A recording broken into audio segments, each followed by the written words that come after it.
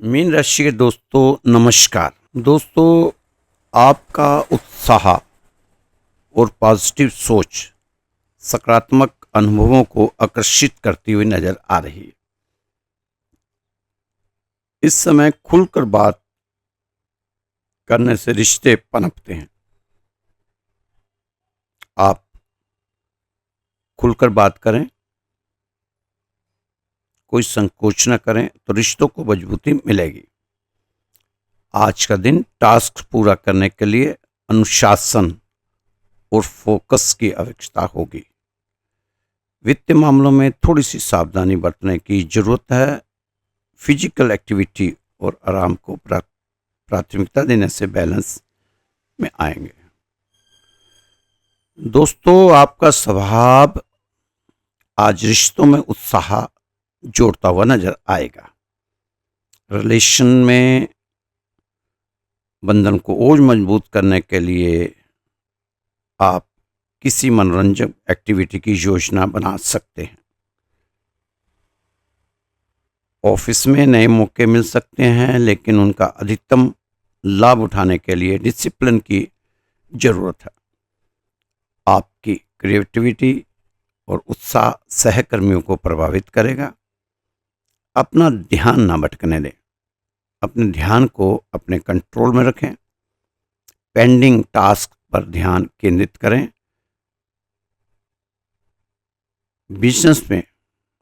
Businessman को innovative strategy तलाशनी चाहिए।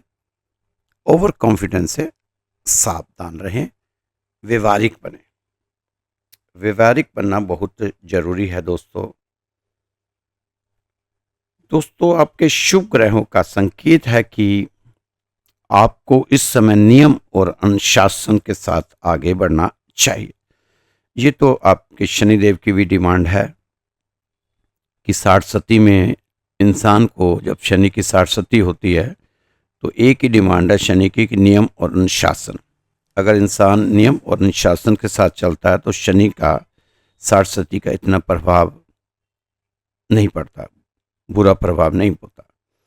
तो दोस्तों, नियम और अनुशासन के साथ आगे बढ़ना चाहिए। चलने दो जिंदगी को सहजता और संयम के साथ। चलने दो जिंदगी को सहजता और संयम के साथ। ज्यादा उतावलापन किस बात का है? अगर कुछ बढ़ाना चाहते हो तो अपने कारोबार क्षेत्र में अपनी भागदौड़ बढ़ाओ, मेहनत बढ़ाओ, इच्छाएं बढ़ाओ, जिससे आपको फायदा भी मिलेगा। इस समय खुद पर किसी भी तरह का दबाव तनाव ठीक नहीं। तो मीन राशि के दोस्तों, आपको कई बार पहले भी आपकी राशि में आपको बता चुके हैं कि इस समय ज्यादा तनाव में रहना ठीक नहीं है, क्योंकि सोई हुई किस्मत अब जागने की ओर है। शुभ लाभ वाला समय चल रहा है, इसकी कदर करें। सफलता आपको निजी तौर पर गले लगाना चाहती है। अब आपको निराशा और असफलता को अलविदा कह देना चाहिए। छोटी छोटी परेशानियों से निपटते हुए कामयाबी की ओर बढ़ते चले जाएंगे। ऐसा ही इस समय माहौल बनता हुआ नजर आ रहा है। व्यक्तिगत जरूरतों की पूर्ति के लिए आपको इस समय थोड़ा स्वार्थ वाला भाव लाना चाहिए। मैं जानता हूं यह आपके स्वभाव के विपरीत है, लेकिन फिर भी आपको इस समय ऐसा करना चाहिए। यह समय की जरूरत है। इस समय साथ में आप अपने आप को नियम और अनुशासन के साथ तो चलाएं ही, और यह शनिदेव की चीजों का दान भी करें और शनिदेव के जो कार्य हैं उनको भी पूरा करें। जैसे ऐसा है को खाना खिला दें, किसी गरीब को कुछ दे दें, किसी बेसहारा को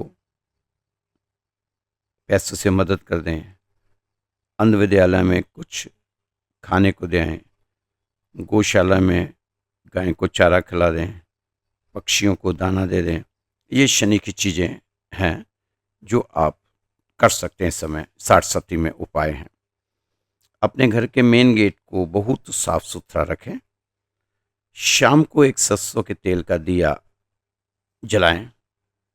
अगर जला सकते हैं तो आप राहत पाएंगे। ये सभी उपाय आपने श्रद्धा और विश्वास के साथ करने हैं। अपना मानसिक संतुलन बनाए रखें। इस समय आपको कोई भी काम शॉर्टकट वाली सोच से ना करें। कोशिश करें शाम के वक्त 6 से 7 बजे तक अपने किसी भी कमरे में अंधेरा ना रखें।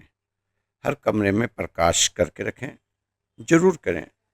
थोड़ा बिजली का बिल तो आएगा, लेकिन आप राहत जरूर दिलाकर जाएगा। यह है उपाय।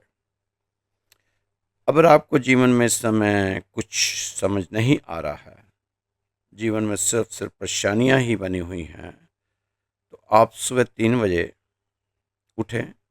कपूर और फटकरी लौंग, ये 3 चीज़ें आप लें और एक गाय के उपले पर रखकर इनको जलाएं और पूरे घर में इसका धुआं करें। इससे भी आपको काफ़ी फायदा मिलेगा। दोस्तों, अनुशासन और मेहनत ही भाग्य को न्योता देते हैं। ठीक है, इस समय आप परिस्थितियों के दबाव में हो। दबाव में रहकर निखर जाने का हुनर सिर्फ हीरे को आता है। आप भी अपने आप को हीरे की तरह चमकाने का प्रयास करें। दोस्तों, संभलना और संभालना आपको दोनों ही करना पड़ेगा, वरना ये वक्त आपसे दुगना लड़ेगा। इस समय आपके शुभ ग्रह और परमात्मा मीन राशि वालों को उन परिस्थितियों से बचाते जा रहे हैं जिसकी मीन राशि वाले कल्पना भी नहीं कर सकते थे। दोस्तों, प्रत्येक दिन का मूल्यांकन आप उस फसल पर मत करें जो आप काटते हो, बल्कि उस बीज से करो जो आपने अतीत में बोए थे। दोस्तों, इस समय जो मीन राशि के दोस्त धधक रहे हैं दिन रात मेहनत की आग में, वे सब भविष्य के सूर्य हैं अपने परिवार के। दोस्तों, चिंता ना करो। आप अब थकने नहीं देगा आपकी जरूरतों का पहाड़। ये आपसे मेहनत करवाता ही रहेगा जब तक आपकी सारी जरूरतें पूरी नहीं हो जाती। हमारे जीवन में समस्याएं बिना किसी कारण नहीं आती। उनका एक इशारा, एक संकेत है हमारे लिए कि हमें जीवन में कुछ बदलाव लाने की जरूरत है। हमें अपने आप को कुछ बदलना होगा। बहुत ज़्यादा नहीं बदल सकते तो कुछ कुछ तो बदलते रहें। आहिस्ता आहिस्ता सब ठीक होता चला जाएगा। सही समय पर लिए गए कठिन निर्णय जीवन को सरल बना ही जाते हैं। आपको भी कुछ ऐसे निर्णय लेने की जरूरत है जो आपके लिए सुगम रास्ते तैयार कर दें भविष्य के लिए। दोस्तों, जो लोग सपने देखते हैं उन्हें पूरा करने की कीमत चुकाने को तैयार रहते हैं।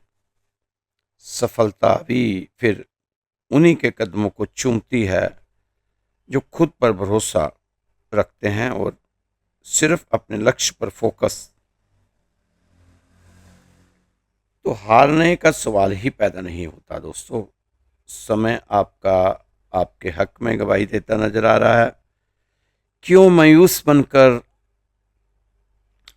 होकर मासूम बनकर मायूस होकर बैठे हो? लग जाओ अपने कामों पर। अगर सूरज की तरह चमकना चाहते हो तो फिर सूरज की तरह तपना भी होगा। चमकना है तो फिर तपना भी होगा सूरज की तरह। दोस्तों, इस समय अगर राहु, आपको लग रहा है कि राहु की वजह से कुछ परेशानी आ रही है। राहु का ये ऐसा उपाय है जो बहुत ही कामयाब उपाय है। राहु आपका कंट्रोल हो जाएगा। इस उपाय से राहु थर-थर काँपता है और कॉन्फिडेंस के साथ करना।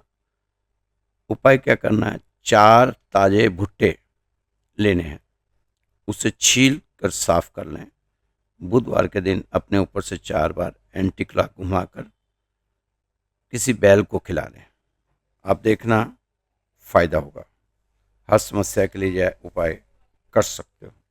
राहु कंट्रोल होता हुआ नजर आएगा। एक बार ये उपाय कर लेना। दोस्तों, इस समय आप भगवान का धन्यवाद, यूनिवर्स का धन्यवाद।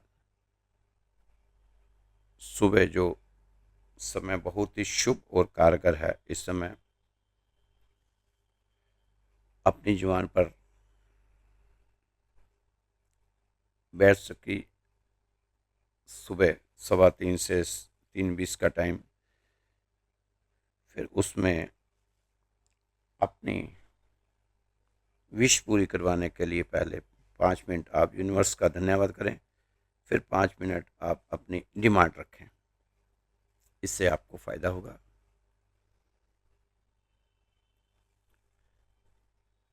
क्योंकि सुबह का उठना ही बहुत बड़ी नियामत है, बहुत बड़ी उपलब्धि है इंसान की, सुबह उठ जाना ही। आपको काफ़ी राहत मिलेगी। एक बार करके देखें। दोस्तों, भगवान श्री कृष्ण जी ने सुदर्शन चक्र नहीं त्यागा था। बांसुरी बजाते हुए भगवान कृष्ण ने कभी नहीं कहा था कि मेरे भरोसे रहो। उन्होंने सिर्फ इतना कहा था, मुझ पर भरोसा करो। आप भी अपने प्रभु पर भरोसा करते हुए सभी काम करते रहें और आगे बढ़ते रहें। गीता में भगवान कृष्ण कहते हैं कि अगर आपके बार बार समझाने पर भी कोई नहीं समझ रहा, उल्टा आप के ही बारे में दूषित प्रचार कर रहा है, तो उसको उसके हाल पर छोड़ दो। क्योंकि वह इंसान ऐसे समय में आपसे नहीं, अपने विनाश हो जाने के बाद ही सीखने का इच्छुक है। जैसे दुर्योधन, आपने देखा होगा महाभारत में दुर्योधन को भगवान कृष्ण कहते हैं कि दुर्योधन को मेरे लाख समझाने पर भी वो नहीं समझ पाया। समझना तो क्या था, उल्टा मुझे ही समझाने चला था, छोड़ दिया उसको उसके हाल पर, और नतीजा महाभारत के युद्ध में बदल गया और उसकी पराजय हुई और उसके पूरे परिवार के विनाश का कारण बना वो खुद। सिर्फ और सिर्फ परिवार में एक इंसान की नासमझी के कारण कितना नुकसान उठाना पड़ा उस परिवार को। इससे जब आप किसी को समझा रहे हो तो एक बार ही समझाइए, 2 बार समझाइए, 3 बार समझाइए। जब बहुत बार समझाने से भी वह ना समझे तो आप खुद को समझाइए और उसको उसके हाल पर छोड़ दीजिए। आपने तो अपना कर्म बखूबी निभाया था, बाकी वह अपने कर्मों का बोया खुद काटेगा। दोस्तों, जैसे करोगे कर्म वैसे मिलेगा फल। दोस्तों, किसी को मालूम नहीं होता कि आज सो रहे हैं, उठने के बाद मंदिर जाएंगे या शमशान। इसलिए सदा मुस्कुराओ और दुनिया में बनाओ अपनी एक अलग पहचान। कहते हैं टूटती हुई चीजें मंदिर में नहीं रखते, लेकिन हर टूटा हुआ इंसान मंदिर में ही जाता है। तो आप भी इस समय अपने आप को टूटा फूटा ना समझे। मीन राशि के दोस्तों, भगवान की आप पे कृपा है, शनिदेव की कृपा बनने वाली है। एक बार लोहे और सोने में टकराव हो गया। सोने से लोहे से कहा कि लोहार तुम्हें बनाने से पहले आग में तपाता है और ऊपर से तुम्हारी खूब पटाई करता है। इसी तरह मुझे भी सुनियार जब बनाता है तो बनाने से पहले आग में तपाता है और उसके बाद फिर मुझे बनाता है और मुझे भी पीटता है। लेकिन लोहार जब तुम्हें आग में तपाकर पीटता है, तुम बहुत ज़्यादा शोर करते हो, बहुत आवाज़ करते हो, लेकिन मैं तो बिल्कुल भी नहीं आवाज़ करता। लोहे का बहुत सुंदर सा जवाब सोने को कहा, सुन भाई, जिस हथौड़े से तुम्हें पीटा जाता है ना, वो लोहे का ही बना होता है, जिससे तुम्हारा कोई लेना देना नहीं होता, कोई करीब का दूर का संबंध नहीं होता। मुझे जिस हथौड़े से पीटा जाता है ना, वो लोहे का ही होता है। तो जब अपनों से अपनों को पीटा जाता है तो दुख कष्ट होता ही है। जब अपनों को अपने से दुख कष्ट दिया जाता है तो चीखें निकलनी जायज है। तो दोस्तों, मीन राशि वालों को भी आपने आपको संभालना होगा, क्योंकि इन्होंने भी अपनों से ही ज़्यादा मार खाई है। दोस्तों, बहुत दिन हो गया आपको कहानी नहीं सुनाई। बहुत से लोगों की कंप्लेंट है कि कहानी नहीं दे रहे आप।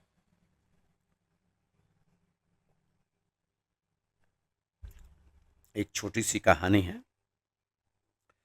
एक आदमी अपनी रोजमर्रा की जरूरतों को ना पूरा कर सकने के कारण बहुत दुखी था।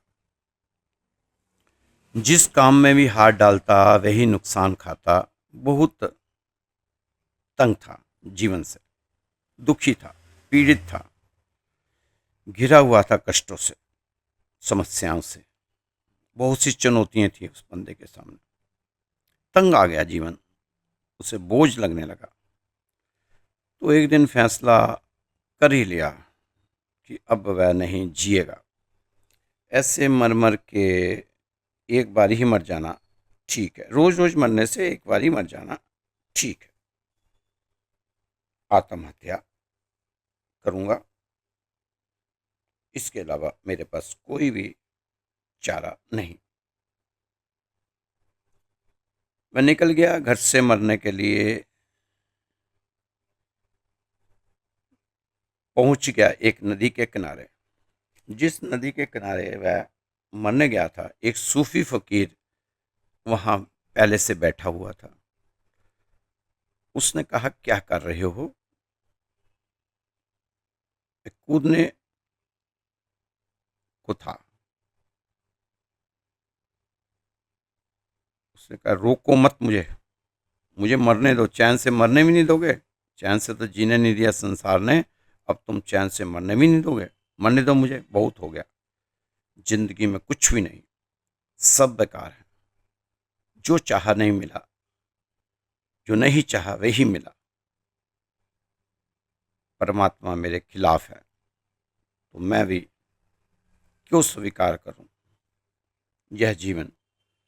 उस फकीर ने कहा, ऐसा करो महानुभाव, मेरे दोस्त, एक दिन के लिए रुक जाओ। मरना है ना, तो एक दिन के बाद मर जाना, इतनी जल्दी क्या? तुम कहते हो तुम्हारे पास कुछ नहीं है, उसका कुछ भी नहीं है। कुछ होता तो मरने की क्या जरूरत पड़ी थी? मुझे क्या जरूरत थी मरने की, अगर मेरे पास कुछ होता तो? उस फकीर ने कहा कि आप मेरे साथ आओ, इस गांव का राजा मेरा मित्र है,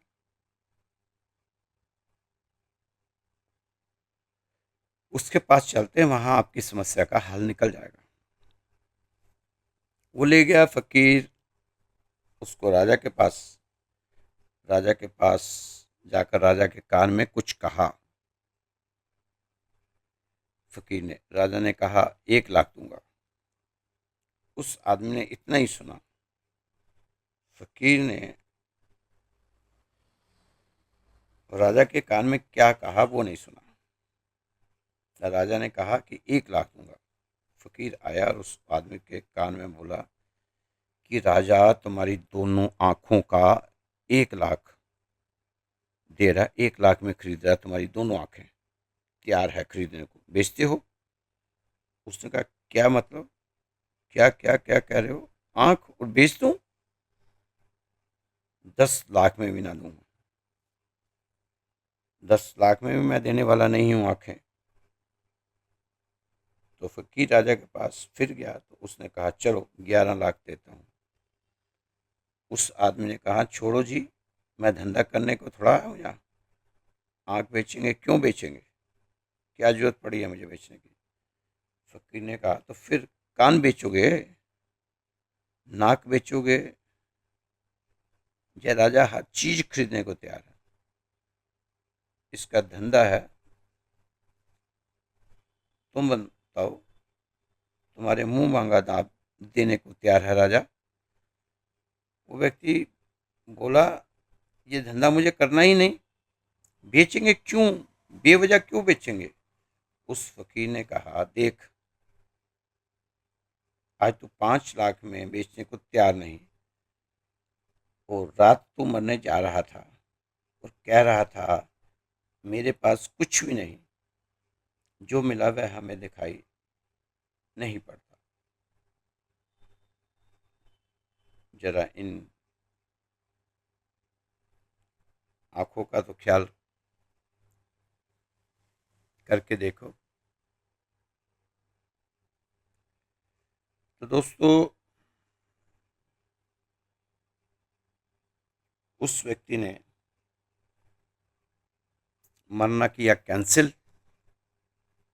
उसको समझ आ गया कि भगवान की दी हुई बेकीमती चीज़ों को, जिनका कोई मूल्य नहीं लगा सकता, उनको मैं नकार रहा था और छोटी मोटी रोटी कपड़ा और मकान के चक्कर में मैं उलझा रहा, और आज इतना कीमती शरीर मैं जाया करने जा रहा था, आत्महत्या करने जा रहा था।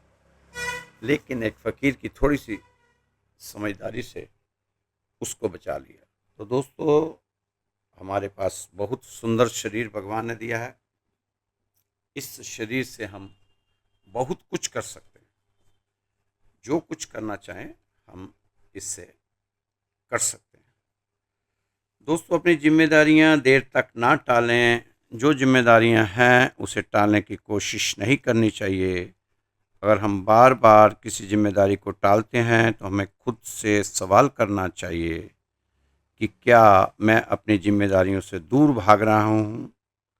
सारी मेहनत दुनिया के लिए ना करो, कुछ मेहनत अपने घर की, परिवार की जिम्मेदारियों पर भी करें।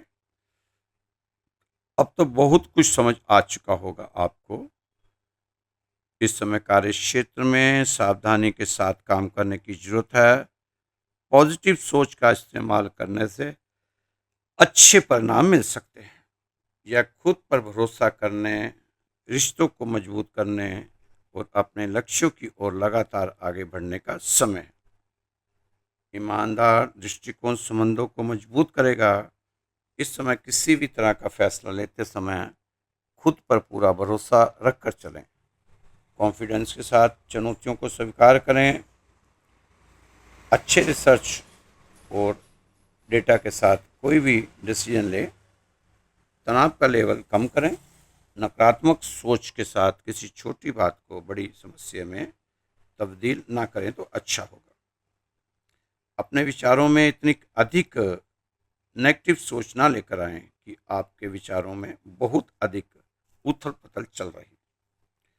धैर्य रखें, आपकी कोई समस्या अब खत्म होने के नज़दीक लग रही है।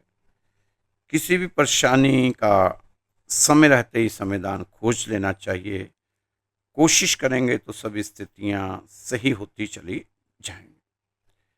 ग्रहों के चाल का अब आपके जीवन पर अच्छा प्रभाव दिखाई दे रहा है। नौकरी करने वालों की बात करें तो आप अपने दफ्तर में अपने उच्च अधिकारियों से शांतिपूर्ण तरीके से बात करने की कोशिश जरूर करें।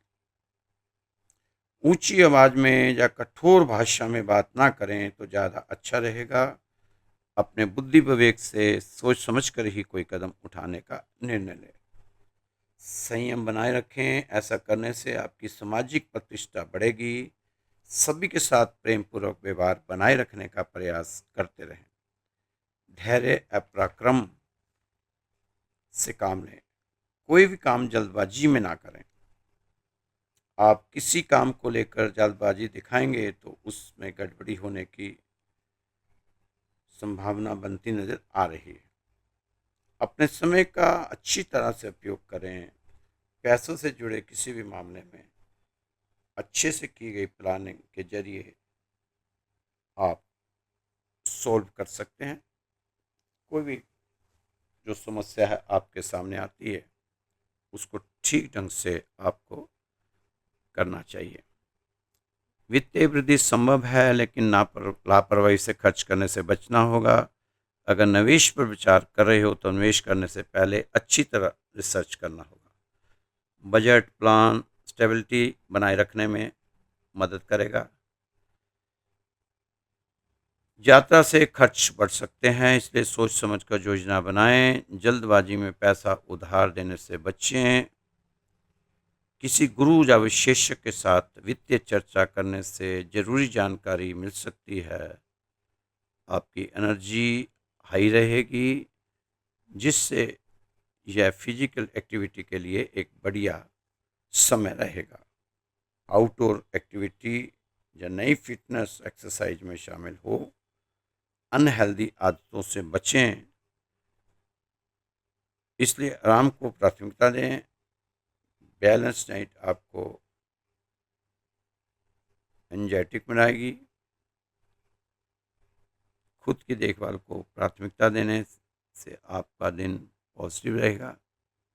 खूब पानी पिएं, अच्छी नींद लें, अपने स्वास्थ्य का खास तौर पर ख्याल रखें। दोस्तों, ये राशिफल आपका श्री राधेश्याम मंदिर विकास नगर से दिखाया जा रहा है।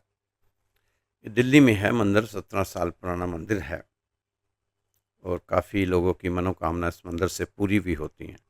आप भी अगर दिल्ली के आसपास कहीं हैं तो जरूर इस मंदिर में आएँ, एक बार भगवान का आशीर्वाद लेके जाएं। आपका स्वागत है। मेरे द्वारा भगवान आपको न्योता दे रहा है। तो आपने अगर अपनी जन्म पत्री हमारे यहाँ भेज रखी है मंदिर में, तो आपको उसका जवाब नहीं मिला, काफ़ी समय हो चुका है, तो आप एक बार फिर से मैसेज कर दीजिए या व्हाट्सएप पे फ़ोन कर लीजिए। क्योंकि हमारी इच्छा तो रहती है सबको जवाब दें, लेकिन कुछ पेंडिंग चीज़ें चलती रहती और उसमें नई नई पत्री भी आ रही हैं ऊपर, तो इसलिए आप एक बार मैसेज कर दें। हफ्ते में एक मैसेज कर दिया करें ताकि वो ऊपर ही रहे।